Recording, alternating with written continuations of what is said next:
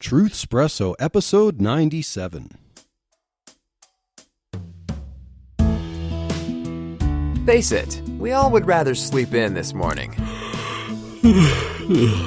That's why God gave us espresso, to kickstart our zombified corpses into hyperdrive. And now, giving your mind and soul the morning shot of truth it craves. This is Truthspresso with Daniel Minnick.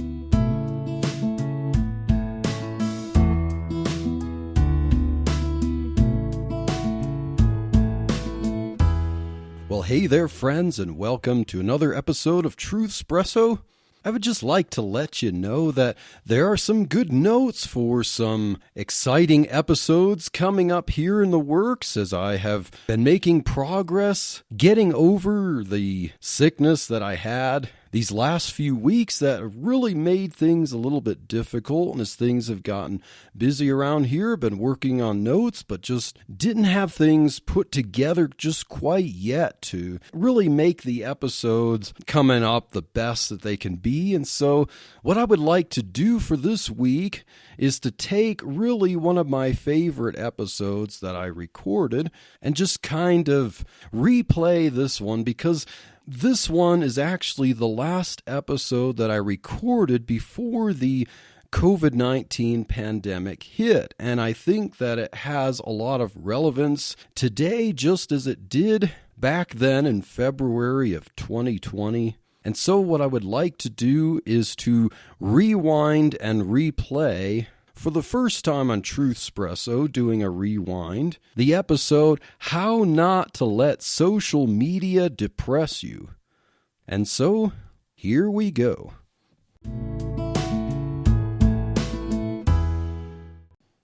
Social media.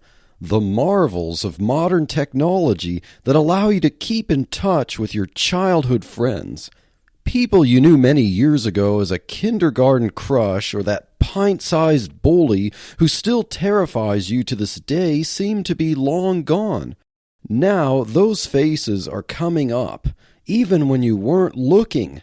They now show up on Facebook and Instagram and Twitter, and getting in touch is just a click away, or on your smartphone now literally just a touch away. Hi, this is Daniel Minnick, the host of Truthspresso. I hope you're doing well, and thank you for tuning in. I am actually recording this episode in a hotel room, and that is because my wife is attending a conference on women's health care from a pro-life perspective. My wife is getting ready to start a women's health clinic, a life-affirming women's health clinic.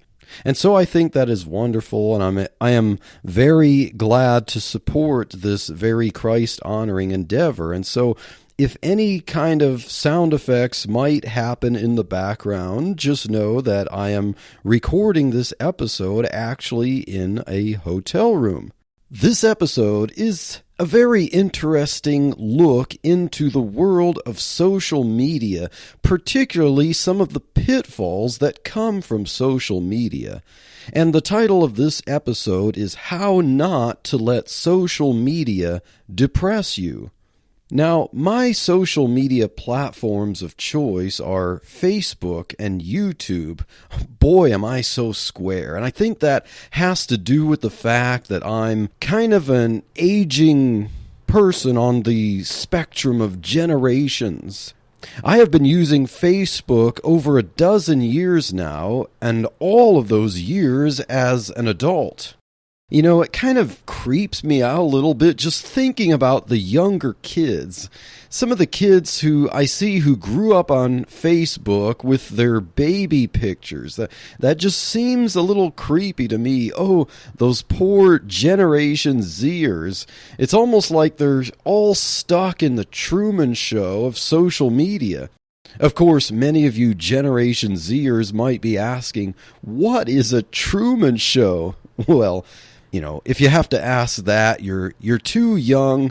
It was a movie with Jim Carrey back when he was a little bit younger, and during the rise of the reality TV craze. And basically, Jim Carrey, playing a guy named Truman, was living his life from cradle, basically with the expectation to grave, as the star of a reality TV show, and he didn't even realize that he was on TV. He thought he was just living his life, but he had millions of viewers around the world who were seeing him be born, grow up in his childhood, get married, work as an adult, and it's just kind of creepy, and seeing Generation Zers who grew up knowing nothing outside of having all their pictures on social media for people's friends to see on the internet, that just kind of creeps me out and kind of makes me glad that when I was born there was no social media. But don't get me wrong, I love social media. I love to make good use of it. Especially I like to use Facebook for catching up on news, chatting with people, using several groups on Facebook, basically, that have to deal with my apologetics endeavors and podcasting and things like that. And then, of course, I like to watch various lectures and perspectives on videos on YouTube. And so Facebook and YouTube, to me, are tools to help out my trade, as it were. But I want to talk about Facebook just a little bit here, kind of humorously, before we get into the seriousness of the topic. Having been on Facebook for over a dozen years now, I have observed several personality types based on the profiles on Facebook. So I have observed, 3 different Facebook profile types. The first Facebook profile type of note is what I would call the selfie elf. So what is this selfie elf? Well, the selfie elf has a huge album, hundreds or even thousands of pictures that have almost the same subject, but a different background. And so the same subject for the selfie elf is a selfie picture of the person. Obviously, that person was holding up the phone on a selfie stick, and so you see the same smile, the same picture, the same person up close, and the difference is the background of where that person is. And so it's like, hey, I'm in Paris, France, in front of the Eiffel Tower, or hey, I'm in the Himalayas, or hey, I'm in the front of the Grand Canyon.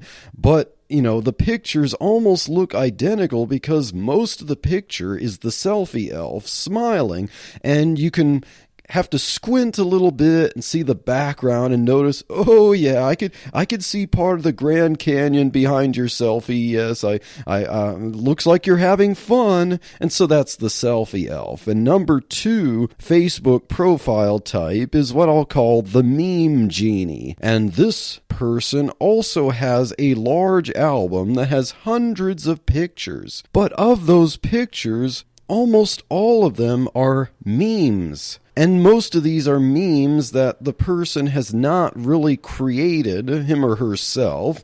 They're memes kifed or shared from other sources. And so if you scroll through all of these memes, you have the ones with Buzz Lightyear putting his arm around Woody's shoulder and saying something, something everywhere. Or, you have Gandalf from Lord of the Rings in the confrontation with the Balrog and saying something that's tweaked from what he says there on the bridge. Or you have the guy from Braveheart, and he says something to the effect that there are times when X must be done, but it is not this day. And these memes are littered all over the album, and sometimes you see lots and lots of memes related to a certain pet peeve that basically keeps pushing this idea over and over again. So gleaning through all the memes of the meme genie profile, you can kind of assess piece by piece where the person stands politically or what the person's obsession is with certain types of entertainment and so on. And then buried deep in that album, you might piece together about a dozen pictures that actually show the person, usually with a group of like family or friends, something like that. So this is the person who likes to communicate messages through memes and make people laugh or thumbs up and so on. And it's not someone who has to get you to see his or her mug on a picture. And so that's the meme genie. And a number 3 Facebook profile type is the lurker. Now, the lurker is someone who has been on Facebook for, a decade or more, quite a few years, but still, after all this time, has just a small album that has pretty much been collecting digital dust. I might have to say that I'm probably closer to this one than a lot of people I know on Facebook, but it's not necessarily a bad thing, because Facebook doesn't always have to be about you. It could be about other people, and it can be a tool, as I said before. So those are 3 Facebook profile types that I just kind of want to take a pot shot at and make fun of, because social media is something we should be able to laugh and joke about and have fun with. But social media has its pros and its cons. One pro for social media certainly is the access to information and the availability of information that was never conceivable just a few decades ago. I mean, I am glad, for one, that social media has also become a source for news. Now, we got to take that with a grain of salt, because sometimes a lot of fake news gets spread on social media. But along with the fake news, social media allows lots of people to be able to tear it apart and try to present truth too. So sometimes when an event happens, like an event around the world, people on social media spread it, and people using social media find out about some of this news before any of the major headlines from the mainstream media sources actually get their feet off the ground to discover it and promote it. So social media can be a good source for news as long as you have a discerning mind. Another pro of social media is that it can allow the user to have tools for building technical skills and qualify for more jobs, and these tools can be cheaper than what they once were, that what you'd have to find in a store or going to some workshop or getting some of that information in college. You can sometimes get free information by being able to talk with people directly or watch some of their link videos via links and so on to learn how to do things and acquire real marketable skills, many times for free. And amassing yourself of some of these tools can allow you to be more qualified for really nice, higher paying jobs. And social media can even make some of these job openings more available to you.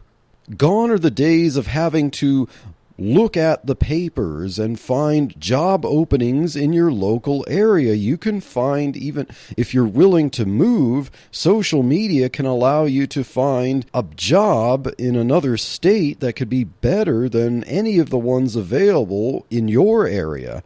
So that is definitely another pro for social media. Here's another pro that I think is really important for those of us who are Christians, is that social media can increase the avenues for sharing the truth of Christ easier.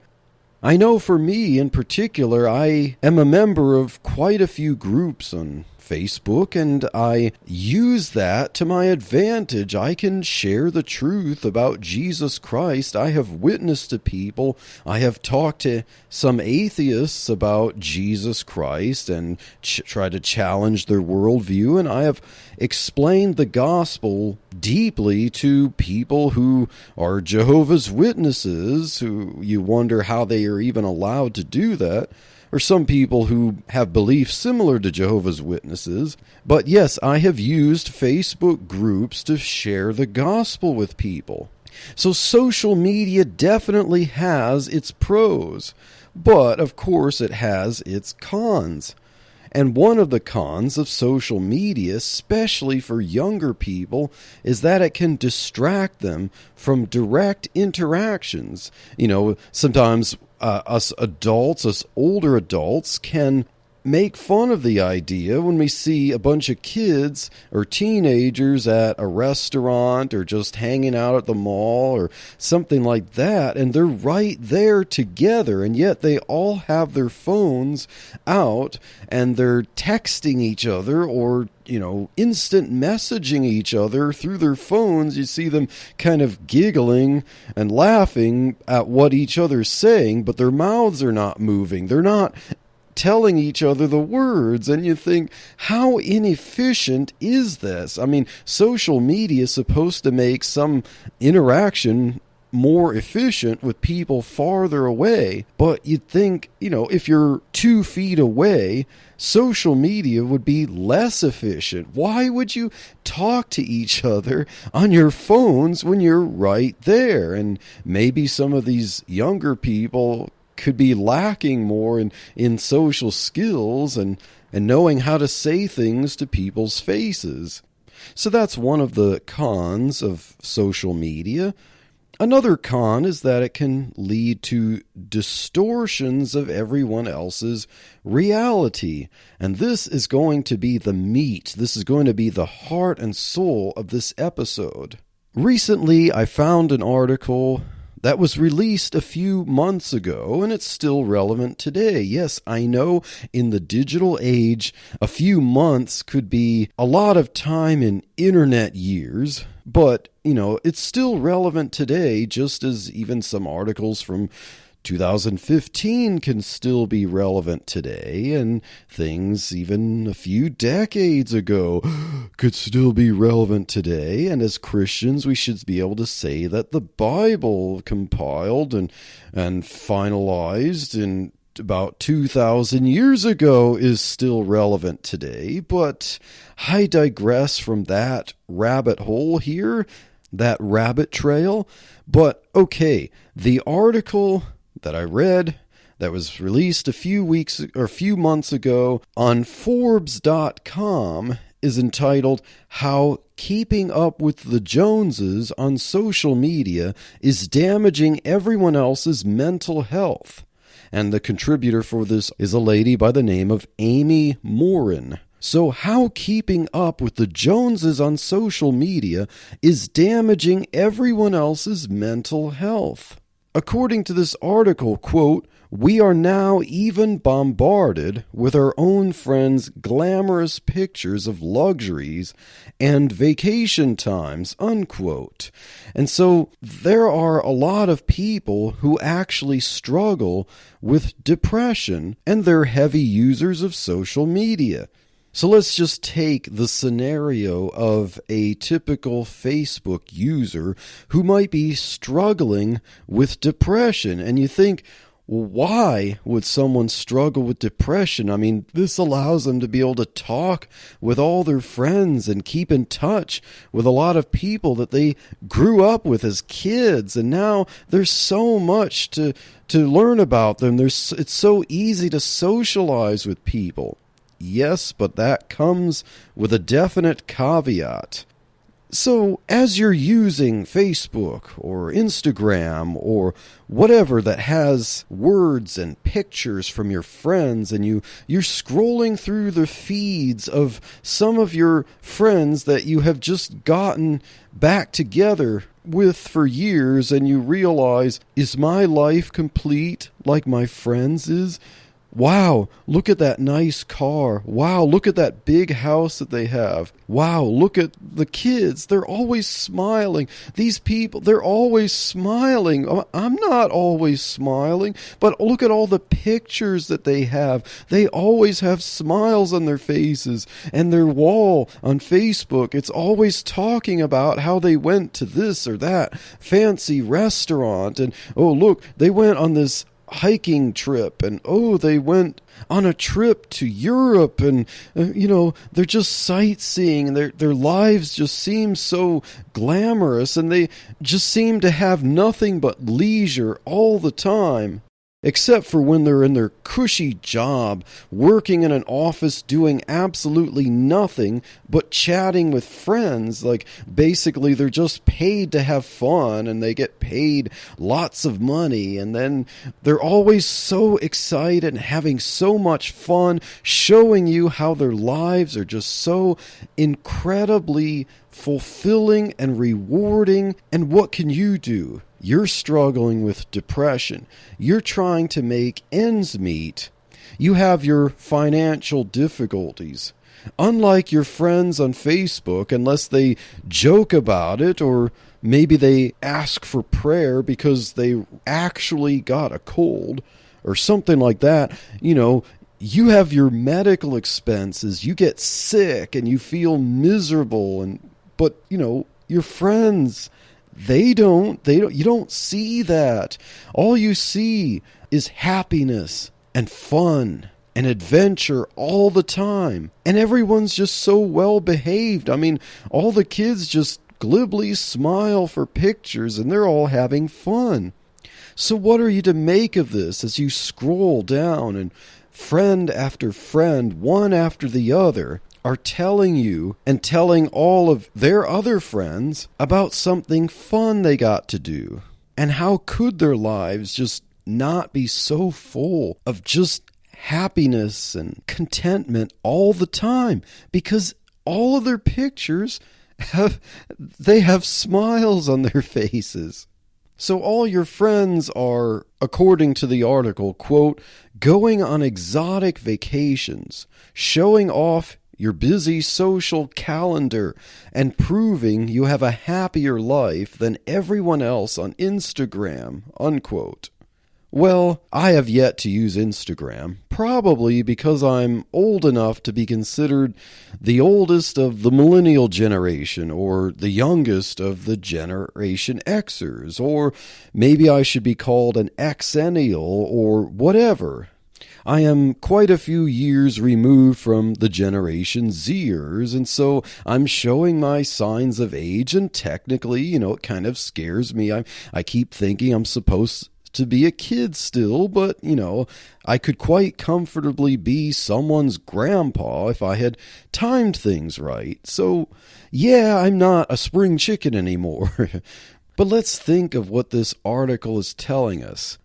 Keeping up with the Joneses is a saying that has been around, and you have your neighbors, and on the other side of the fence it seems like their lawn is always greener and trimmed better, and in the parking lot or in their lot they have a much nicer, shinier vehicle than you have, and when they leave the house and they wave at you, they have this smile on their face. Trying to be nice, of course, but as you notice the way they live their life, it seems, or the way that they express it to you, they have it all together, and everything about their lives that you can see just seem to be nothing but luxury all the time. The ideal job, the ideal car, the ideal family, and dogs that are nothing but friends and do nothing that require you any headache. And you tend to get jealous. The temptation there is to harbor quite a bit of envy because you're so familiar with your own life, and all you can think about are your shortcomings. All you can think about are the difficulties you face. All you can think about are how much the next mortgage bill is going to be, or the next medical bill, or the next car repair bill, or how busy it's going to be to take your kids places. And, just think about it like as a Christian, you get up early on a Sunday morning and you're struggling to try to get ready and trying to get the kids ready out the door, and then they're whiny or arguing, and then you get out the door a little bit late, because of trying to deal with all that, and your kids are grumpy, so they made you grumpy back at them, and then you park your car in the church parking lot, and then you get out and you're all nicely dressed, but you had to take a deep breath and put on your church face and put that smile on your face, and now you start walking in the door and you see that other family that they're nicely dressed. They may even be a little more nicely dressed than you are, or they could just be on par with you, but they're just all waltzing in with smiles on their faces, and they say howdy or hi, and you smile back and say hi, but inside you're thinking, I wish I had the perfect family like them. They just seem to have it all together, but look at me, I have to put on a face. I may be smiling, but I feel fake, but they're all smiling, because isn't that what their life is like all the time? Let me bring up Proverbs 14:30 before we get into talking about separating reality from fantasy. Proverbs 14:30 says, "A sound heart is the life of the flesh, but envy the rottenness of the bones." So a heart that is sound, or a heart that perceives reality, a heart that recognizes truth, is the life of the flesh. So if your heart understands the way things truly are and the way things truly should be represented, then this kind of heart helps your flesh to be healthy. But envy, desiring what other people have, can rotten your bones. And that's what this article is talking about, how the philosophy of trying to keep up with the Joneses on social media can actually damage your mental health. And damaging your mental health damages your physical health. I mean, your mind is part of your body. And as your mind struggles, your physical health can diminish. Because observing social media and observing all your friends in what you think is reality, seeing all their smiling faces and all their pictures on their walls on Facebook and Instagram, might be communicating to you something that is not entirely true. Now remember that illustration about how your morning just might look as you're trying to gather your family to church on a Sunday morning. And you put a smile on your face, and you and your kids are all dressed up for the day. How do you think other families might perceive you? Perhaps maybe the way you're perceiving other families. Maybe there are other families who look at you. Maybe there are other friends who look at you and they envy what you have, or rather, they envy what they think you have. And if you knew the way they thought your life was like by what they see of you on social media and what they see of you, maybe even in person at that 1 or 2 hours at church, where you are intending to convey something, they see that and they're struggling inside not to be envious of you. And you might be like laughing now and thinking, why would anyone be envious of me? Everyone else is better off than I am. And I'm trying so hard to fit in, but I'm just failing miserably because inside I'm rotting, inside I'm hurting. And I have all I can do to put on a face and smile all the time. Well, there you go. What other people see of you might mostly be your smiles, but they don't see the inside. So think about that as you're scrolling through that feed. What are you seeing? Are you seeing the whole picture? Or are you seeing what you're trying to convey to other people? Continuing with the article from Forbes, quote, studies have linked Facebook envy directly to depression. Instagram has been found to be even worse for mental health, unquote. Well, thank goodness that I have not yet been on Instagram, but, point taken. From the article, quote, it's easy to forget that other people are just showing off the best moments of their lives, and you might lose sight of the fact that everyone experiences problems, mood swings, and negative thoughts too, unquote. Those sentences kind of speak for themselves, don't they? Think about it. If you're someone who is trying to keep up with the Joneses, if you're someone who is basically spending money that you don't really have to spend, trying to put on a front, trying to impress what you think are your superior friends and family, shouldn't it dawn on you to think about this? Perhaps they're doing the same thing. Perhaps they're rotting inside. Perhaps they have major problems. Perhaps they're struggling with depression.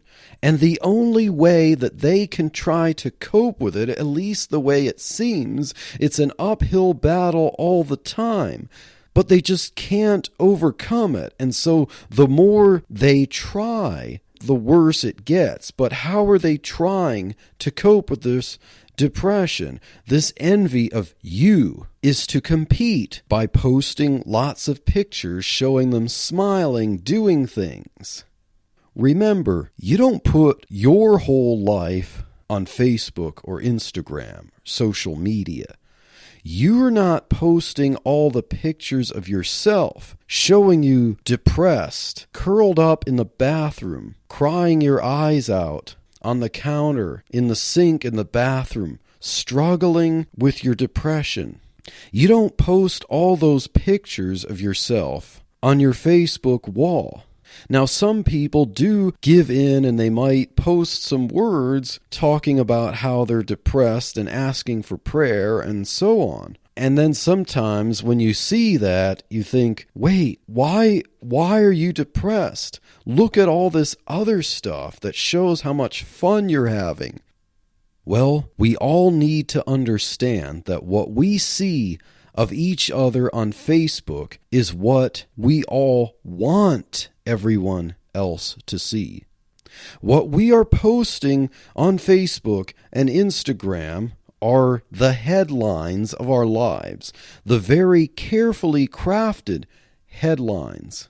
For Christmas, I got a few books written by a guy by the name of Robert Bly, B-L-Y. Robert Bly is a copywriter. Now, when I say copywriter, I don't mean someone who registers copyrights on books or so on.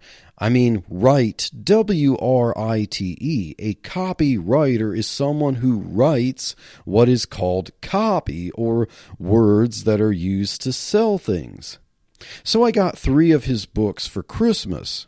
Robert Bly, in his books on copywriting, breaks down the art and science of copy for the average communicator. If you want to get into writing sales copy, I would recommend that you check out Robert Bly. And as I was reading in some of the books that I got written by Robert Bly, he made a shocking statement. He said that 80% of readers that buy products have only read the headline. So what is a headline? A headline is a very brief phrase, clause, or sentence whose every word is carefully crafted, written, or rewritten to get you to react. So think about it. In a very short number of words, you have all of this information packed in a very short statement, carefully crafted to try to get people with very short attention spans to change their mind about something or to react and to buy something, trying to get people to part with their money or be convinced of a certain position on something and change and do something by using only a handful of words. So about 80% of people who react and buy a product only read the headline. So what's the whole point of the article? Well, for those who are a little more astute and get past the headline, some of them are curious enough to then read the article and gather more details and more information. So now the copy, the article, is not just something that's dry and academic, to turn off the reader. It still has to have its persuasive points, its ability to sell, and usually lists some bullet points or numbered points or things like that to try to convince you to buy something or to switch political parties or get on board with a certain social agenda or whatever. But the headline is the most important part of copy. You do not write a headline in 30 seconds.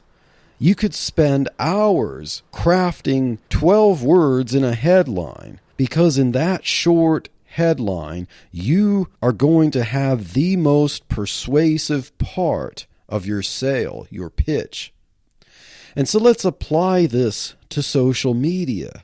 What you see on your friends' walls and feeds, in their photo albums, are the headlines. You haven't read all the copy of their lives. And even if they do give you some copy, you haven't read the fine print and the terms and conditions, as it were. The pastor of my church a few years ago preached a sermon talking about depression, and he did make this point very eloquently. He talked about how people can often get depressed looking through social media like Facebook, and he said, what you're seeing are other people's headlines. So think about it. What you are seeing are what people are selling to you of their lives. You're not seeing all the gory details of their lives. You're seeing what they're selling to you. And think about it. If you're trying to keep up with them and you have a prolific presence on Facebook or Instagram or some other social media platform, and you're trying to do the same thing, and you're trying to keep up with the Joneses, as it were, and you're pitching all of your attempts to show people how happy and successful you are because you're trying to compete, what are you doing? You're selling too. And so my advice then is not to become confused, to understand this very important point that what you are reading on Facebook and on Instagram are the headlines of people's lives. You don't see their problems, or all of them. You don't see their struggles. You don't see their depression.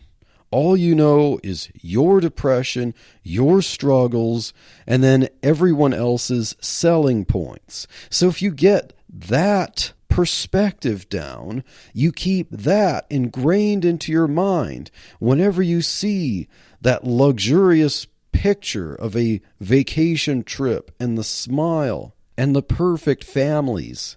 They're not as perfect and as glamorous as the picture will lead you to believe.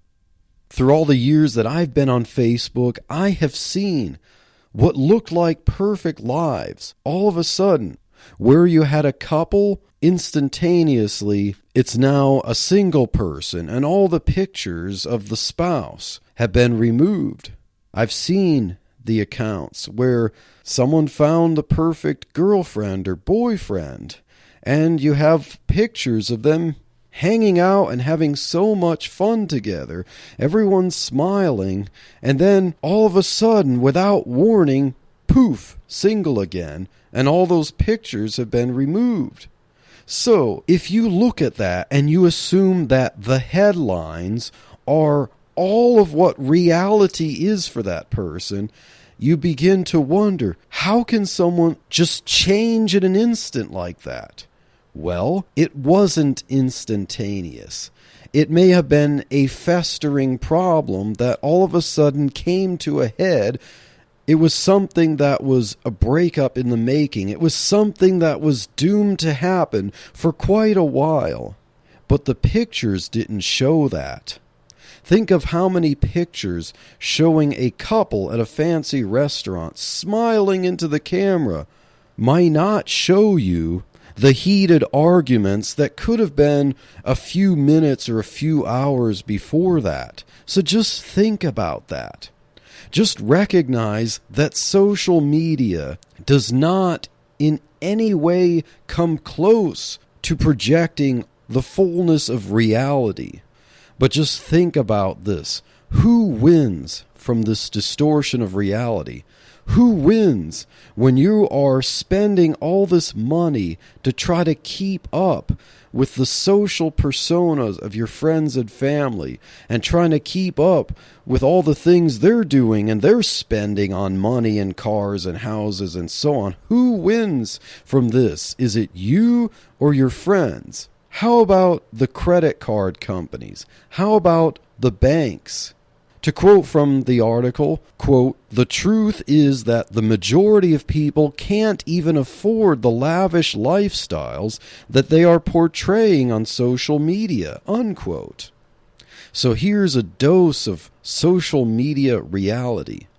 Let's look at the scriptures. Let's look at James chapter 4 and verses 1 through 3. The Apostle James writes, "From whence come wars and fightings among you? Come they not hence even of your lusts that war in your members? Ye lust and have not. Ye kill and desire to have and cannot obtain. Ye fight and war, yet ye have not, because ye ask not. Ye ask and receive not, because you ask amiss, that you may consume it upon your lusts." Unquote. It's almost as if James had social media in mind when he wrote that.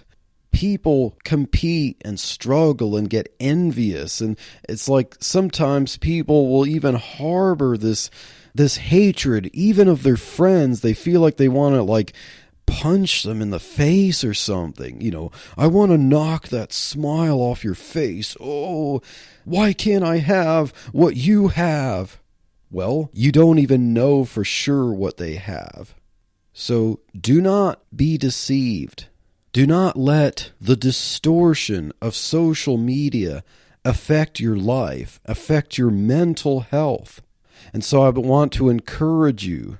I hope that this frees your mind to realize, not in kind of a thought that you should feel, oh, well, if my friends aren't as happy as I think they are, then I'm happier because they might be miserable.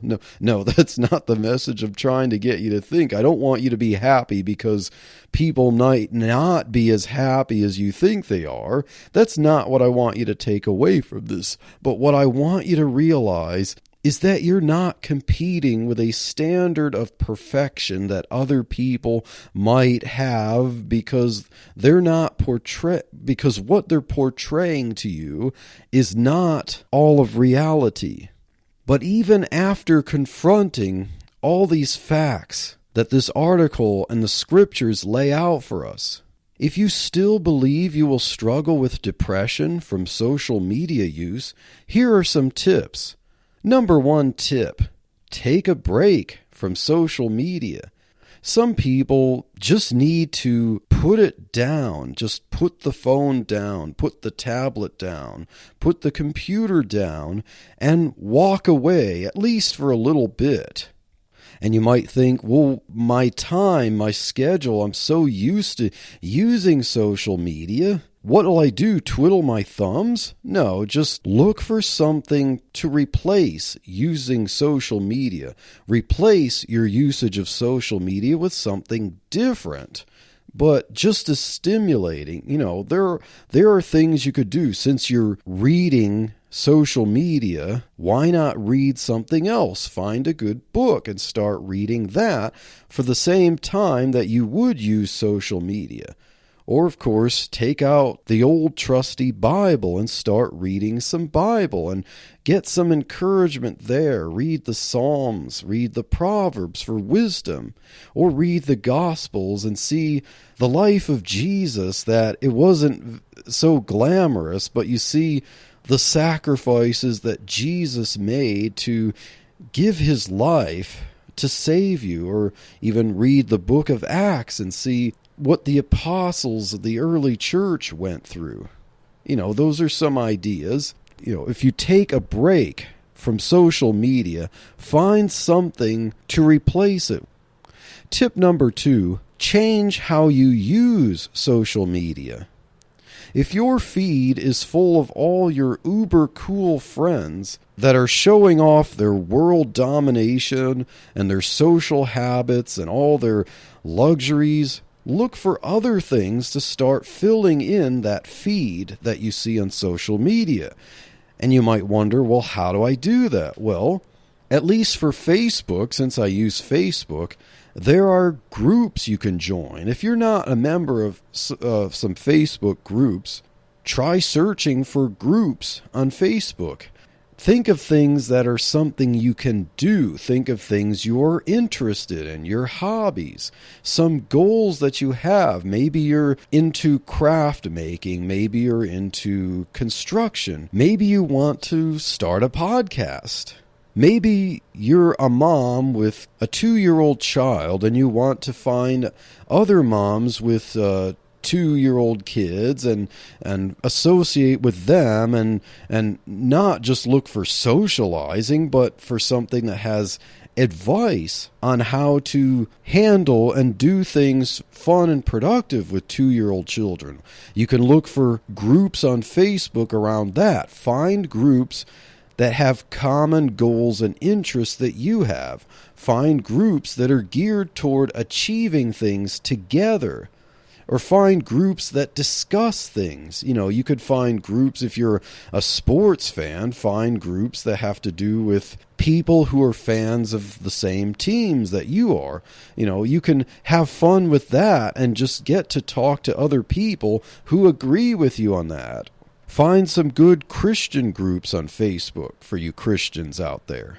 You have your Christian friends, but unless the topic is geared toward the things that are profitable, that are intended for helping each other out, you might be stuck on Facebook trying to compete with the false image of what your friends are like, and vice versa. So look for groups that help you out in these matters. For instance, I'm into apologetics and I'm into podcasting. And so I am a member of quite a few groups on Facebook related to theology and apologetics and talking with Roman Catholics and Jehovah's Witnesses and Oneness Pentecostals and so on.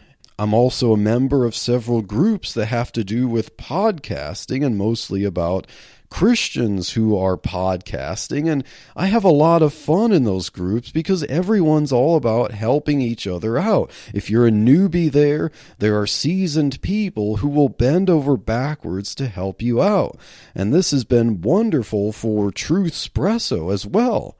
And Truthspresso is now a member podcast of the growing family of the Christian podcast community, and that never would have happened if I didn't look for Christian podcasting groups and join them. And I've gotten to know some really great people, some solid people in the faith who really want to help me out, and I've gotten to help other people out. And doing things like that is what really makes social media an enjoyable experience for me. And the more groups you join on Facebook, the smaller the feed from all of your friends' headlines that are going to show up. And then there's a lot more posts of people asking questions and getting answers and people helping each other out. And I think that's wonderful. That's the way I like Facebook to be for me. And so that was tip number 2, change how you use social media, and do that by joining some groups. And tip number 3, start metering your time on social media. If social media is just going to be a problem no matter what you do, for instance, if you spend way too much time on it, I only spend a few minutes a day. I might spread those minutes out over throughout the day, find 5 minutes here or there as I quickly check a feed or see if anyone has answered my question in a group, as I mentioned in tip number 2. That's how I can meter my social media activity. It's not really healthy to sit on the couch or lounge on the couch and scroll through a social media feed for 2 hours or so. That distorts your mental view of reality and, as the article we were reading gets into, can lead to depression and anxiety. So, if you just have to use social media, because I personally think it's a good tool. Some people, as in tip number 1, you need to take a hiatus, a break from social media for a while so you can gather your thoughts and replace your social media usage with like reading a book or something. But for this tip number 3, if you just have to use it, just like a diet and metering certain types of food that you need to eat, use social media, but try to time yourself, limit yourself to maybe 15 minutes a day or a half hour a day. And I would definitely advise breaking that out into little 5-minute spots throughout the day so that you don't get caught up in it and it becomes a tool in your hand. You don't want social media to control you. You want to be the one in control of social media.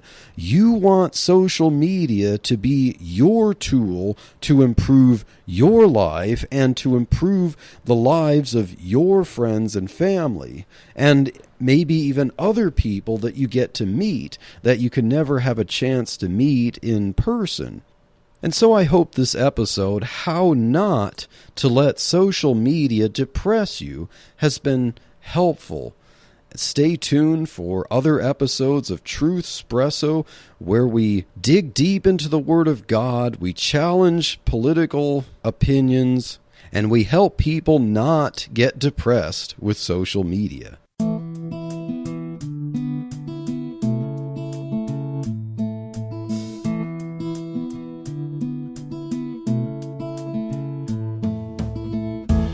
Thank you for waking up with Truthspresso. Good morning, and God bless your day. Hey friends, Daniel Minnick here again. If you liked waking up to this episode of Truthspresso, I would really appreciate it if you would rate it on Apple Podcasts, Stitcher, or whatever application you use to listen to Truthspresso.